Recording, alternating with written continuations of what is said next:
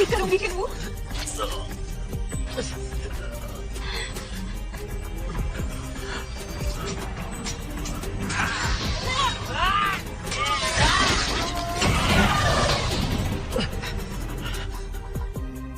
Essence stone सिर्फ ऊंची rank के दानवों से हासिल किया जा सकता है, जिनसे दानवों के खिलाफ लड़ने वाले बहुत से शक्तिशाली हथियार और कई सामान बनाए जा सकते हैं।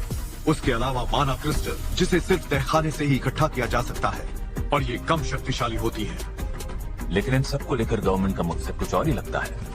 ये एक नए पावर सोर्स की तरह है, जो परमाणु से ज्यादा महफूज, पानी, हवा और जमीन की गर्मी से कहीं ज्यादा कारगर है और फॉसिल फ्यूल्स की तरह वातावरण को दूषित नहीं करते। ये साफ सुथरी एनर्जी का जरिया है।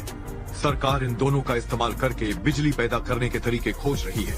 एक ऐसे नया फ्यूल का जरिया जिसे हंटर्स ही ढूंढ सकते हैं। इसीलिए जो जिम्मेदारी हंटर्स के कंधों पर है वो इतनी बड़ी है।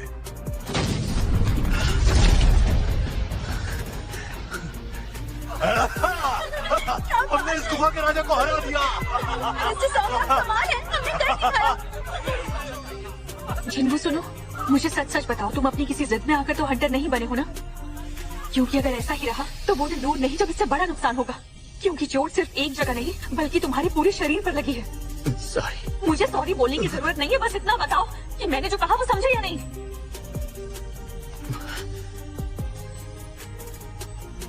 तो क्या लूट का सारा सामान इकट्ठा कर लिया? हाँ, जितना हो पाया उतना तो कर ही लिया। वैसे मुझे यहाँ शक्ति मणि ज्यादा दिख नहीं रही है। अगर यही हाल रहा तो ज्यादा पैसे नहीं बना पाएंगे।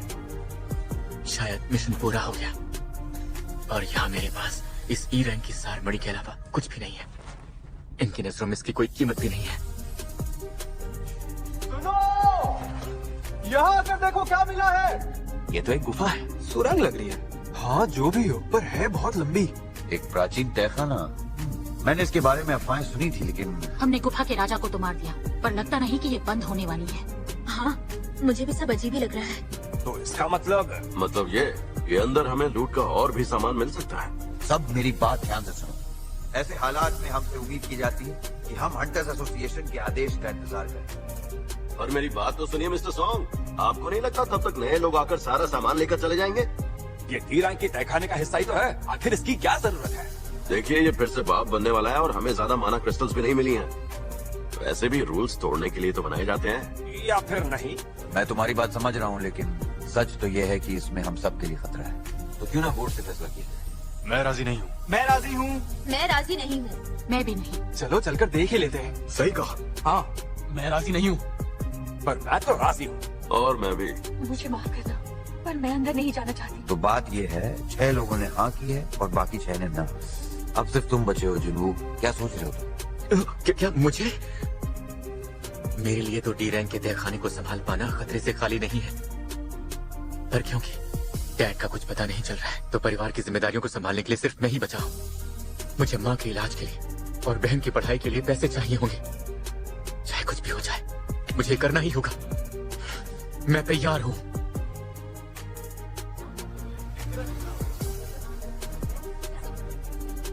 तो अब आप अपना हाथ आगे बढ़ाएं और उस काले पत्थर पर रख दें।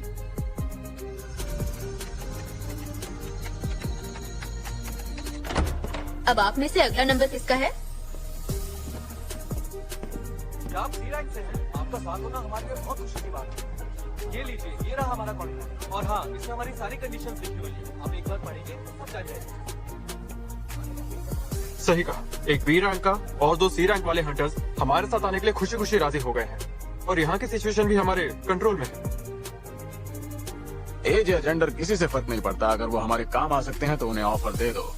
और वैसे भी हम कहाँ किसी ऐसे इंसान को ढूंढ रहे हैं जिसकी बराबरी है इनसे की जा सके।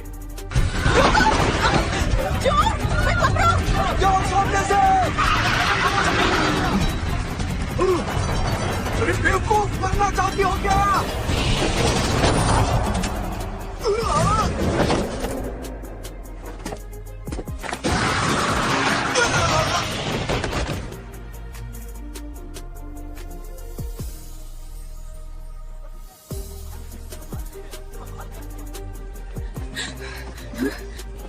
ये पर्स मेरा है।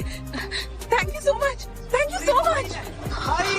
अरे आप कमाल है। मैं इसको बहुत मैं आपका शुक्रिया कैसे अदा करूं? एक्सक्यूज में Thank you so मुझे जाना much. होगा।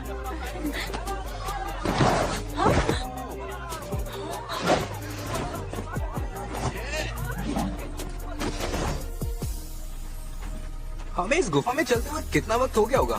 लगभग 40 मिनट के आसपास। गुफा का दरवाजा राजा के मरने के 1 घंटे तक बंद नहीं होता, तो हमारे पास अब 20 मिनट बाकी है।